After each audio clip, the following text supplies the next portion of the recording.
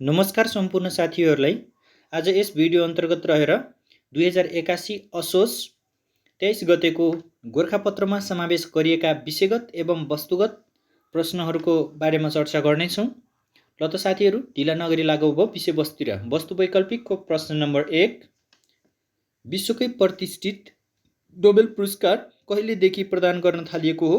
यो 1901 देखि हो साथीहरू। विश्वकै प्रतिष्ठित नोबेल पुरस्कार कहिलेदेखि प्रदान गर्न थालिएको हो? 1901। अर्थशास्त्रतर्फको नोबेल पुरस्कार भने सन् 1978 देखि दिन थालिएको हो। पहिला चाहिँ नोबेल प्राइजहरू 5 वटा थियो साथीहरू, पछि अर्थशास्त्रलाई थपेर 6 वटा गरिएको हो र यो चाहिँ यसको नोबेल पुरस्कार चाहिँ 1968 देखि दिन थालिएको हो। नोबेल शान्ति पुरस्कार नर्वेको राजधानी ओस्लोमा दिइन्छ भने अन्य विधाका पुरस्कार स्विडेनको राजधानी स्टकहोममा दिइन्छ साथीहरू। यो पनि थाहा पाइराख्नु होला। नोबेल शान्ति पुरस्कार चाहिँ नर्वेको राजधानी ओस्लोमा दिइन्छ भने अरू चाहिँ स्विडेनको राजधानी स्टकहोममा दिइन्छ।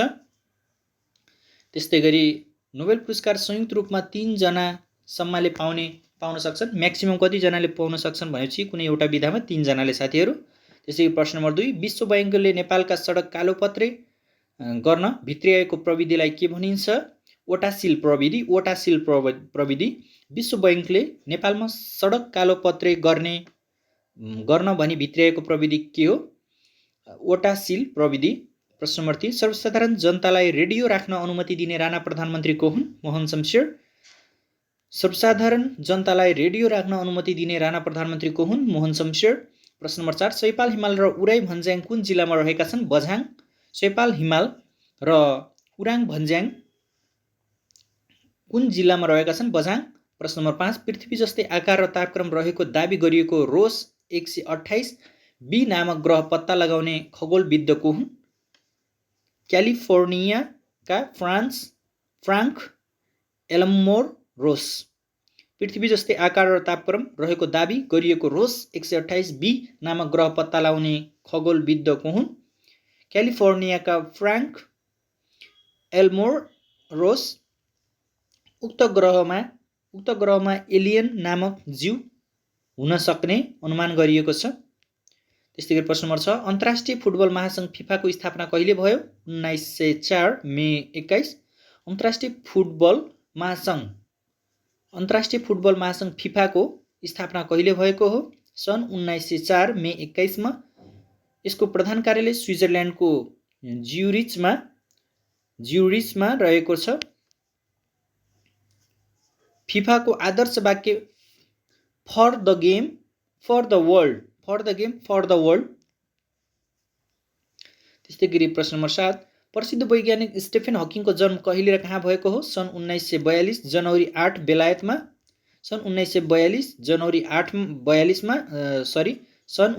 जनवरी 8 बेलायतमा। ब्ल्याक होलको विस्फोटबाट ब्रह्माण्डको उत्पत्ति भएको अवधारणा उनले प्रस्तुत गरेका छन्, जसलाई हकिङ्स रेडिएसन पनि भनिन्छ। ब्रह्माण्ड सम्बन्धी उनको चर्चित पुस्तक the brief history of time र सन् 1988 मा प्रकाशित 1 करोडभन्दा बढी प्रति बिक्री भइसकेको। उनी मोटर न्युरोन नामक स्नायु सम्बन्धी रोगबाट पीडित 21 वर्षको उमेरदेखि थिए र उनको निधन 2018 मार्चमा भएको थियो। उनका कृतिहरू the brief story of time, black hole and baby universe, the universe in a nutshell, on the shoulder of giants,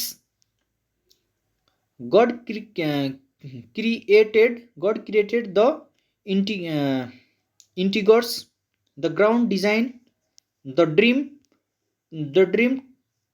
draft stuff in is made, my brief history। त्यस्तै गरी प्रश्न number 8, mobile app, computer software लगायतको digital उत्पादनमा रहेका bug यथार्थ सुरक्षा कमजोरी पत्ता लगाउन र ठुलो क्षतिबाट बच्न कम्पनीहरूले सञ्चालन गर्ने प्रोग्रामलाई के भनिन्छ? Bug bounty program. कमजोर कमजोरी पत्ता लगाउन ती कम्पनीहरूले बग बाउन्टिङ प्रतियोगिता राख्ने गर्दछन्।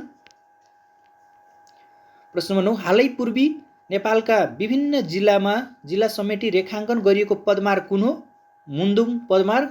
हालै पूर्वी नेपालका विभिन्न जिल्लालाई समेटी रेखाङ्कन गरिएको पदमार्ग कुन हो? मुन्दुम पदमार्ग।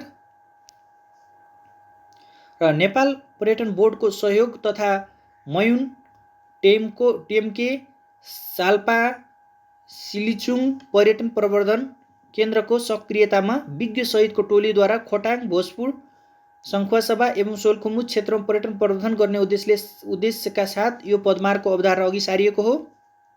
प्रश्न नम्बर 10, दब्बी शाहले गोर्खा राज्यको स्थापना कहिले गरेका थिए? विक्रम सम्वत 1616 भदौ 25। प्रश्न नम्बर 21,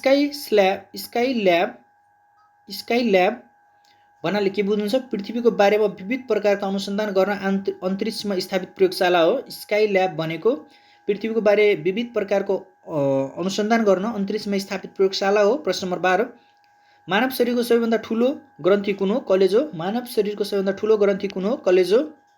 प्रश्न नम्बर 13, पशुपतिनाथमा सन्ध्याकालीन आरतीको थालनी कहिलेदेखि गरिएको हो?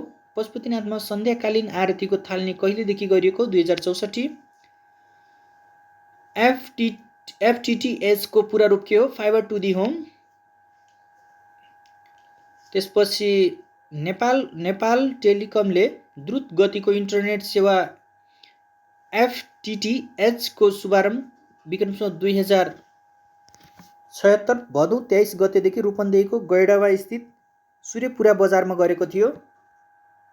प्रश्न नम्बर 15, फेसियल भेरिफिकेसन मुहार प्रमाणीकरण प्रयोगमा ल्याउने विश्वकै पहिलो राष्ट्र कुन हो? सिङ्गापुर। प्रश्न नम्बर 16, सिरियाको द्वन्द्वग्रस्त क्षेत्रमा त्यहाँका नागरिकहरूको रक्षार्थ सञ्चालित स्वयंसेवी सङ्गठनलाई के भनिन्छ? White helmet. राष्ट्रपति तथा उपराष्ट्रपति बन्नका लागि न्यूनतम उमेर हद प्रावधान कति रहेको छ? 45 वर्ष। राष्ट्रपति र उपराष्ट्रपतिको पदावधि चाहिँ 5 वर्ष हुने।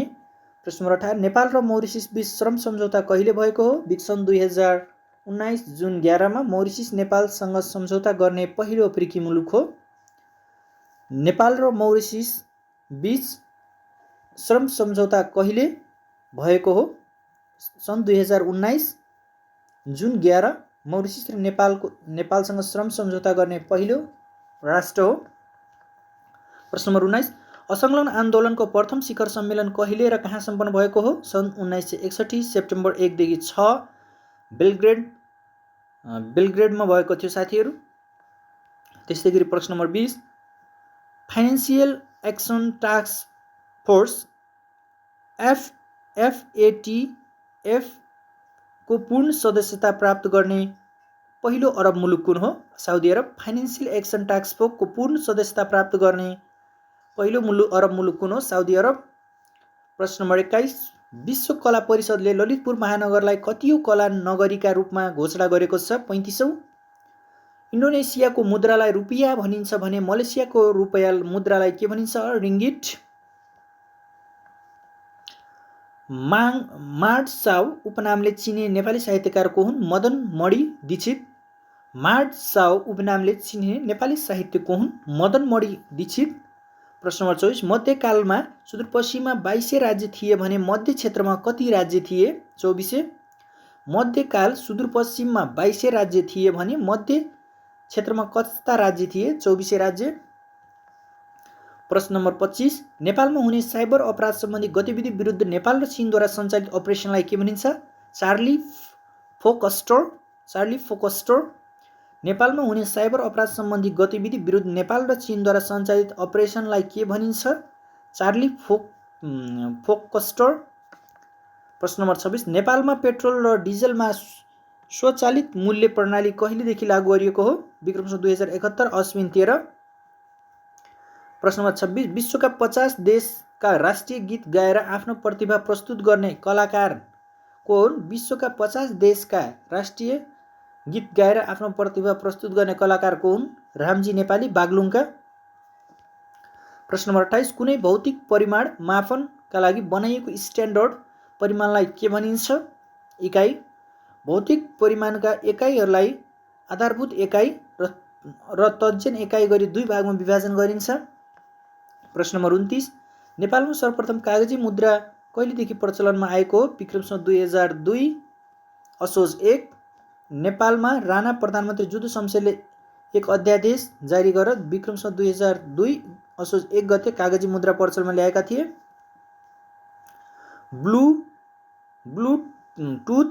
ब्लुटुथ भन्नाले के बुझिन्छ? छोटो दूरीको वायरलेस फाइल आदान प्रदान गर्ने विधि हो। ब्लुटुथ छोटो दूरीको वायरलेस फाइल आदान प्रदान गर्ने प्रविधि। र प्रश्न नम्बर 31, एसियाको अपरेसन डायलग ACD को स्थापना कहिले गरिएको हो? सन् 2002 जुन 18। नेपाल सन् 2016 मार्च 10 मा ACD को सदस्य बनेको छ। हाल ACD मा नेपाल सहित 34 राष्ट्र रहेका छन्। प्रश्न नम्बर 32, अन्तर्राष्ट्रिय गिद्ध सचेतना दिवस कहिलेदेखि मनाउन थालिएको हो? विक्रमसम्वत सन् 2009 देखि। त्यसैगरी साथीहरू यति नै रहेको छ आजको हाम्रो वस्तु वैकल्पिक प्रश्नहरू। र अब चाहिँ विषयगत म हजुरहरूलाई स्लाइड सो गर्छु साथीहरू, तर तपाईहरूले यो पज गरेर हेर्नु होला। वित्तीय संहिता भन्नाले के बुझिन्छ? वित्तीय संहिताका आधार स्तम्भहरू संक्षिप्तमा व्याख्या गर्नुहोस्। संघीय शासन व्यवस्थामा तहगत सरकारहरूबीच वित्तीय सम्बन्ध परिभाषित गर्ने ढाँचा वा संरचनालाई वित्तीय संहिता भनिन्छ। सरकारका तहहरूबीच खर्च जिम्मेवारी र वित्तीय स्रोत साधनको उचित तालमेल मिलाई सरकारका काम कारबाही दक्षता क्षमता गुणस्तर कायम गर्नु तथा निश्चित मापदण्ड अनुसार सेवा प्रवाह सुनिश्चित गर्नु नै वित्तीय संहिताको मूल उद्देश्य रहेको हुन्छ। सामान्यतः वित्तीय संहिताका निम्न 4वटा स्तम्भ छन्: कार्य जिम्मेवारीको बाँडफाँड, राजस्व अधिकारको बाँडफाँड, वित्तीय हस्तान्तरणको व्यवस्थापन, सार्वजनिक ऋणको उपयोग र नियमन। त्यस्तै गरी प्रश्न नम्बर 2, नेपालमा सरकारी नियमन सम्बन्धमा स्थानीय तहका जिम्मेवारी के कस्ता रहेका छन्? प्रचलित कानुनमा रहेका व्यवस्थाका आधारमा स्पष्ट पार्नुहोस्।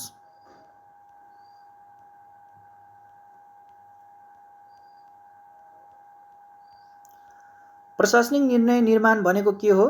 प्रचलित सुशासन सम्बन्धी कानुनको प्रशासनिक निर्णय प्रक्रियालाई कसरी निर्देशित गरेको छ उल्लेख गर्नुहोस्।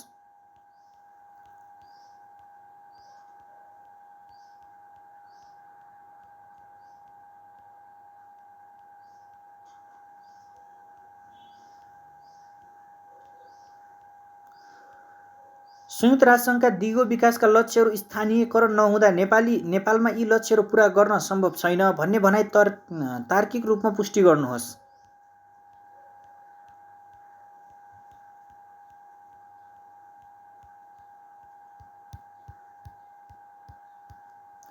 यति नै रहेको छ साथीहरू आजको वस्तु वैकल्पिक एवं विषयगत सामग्री।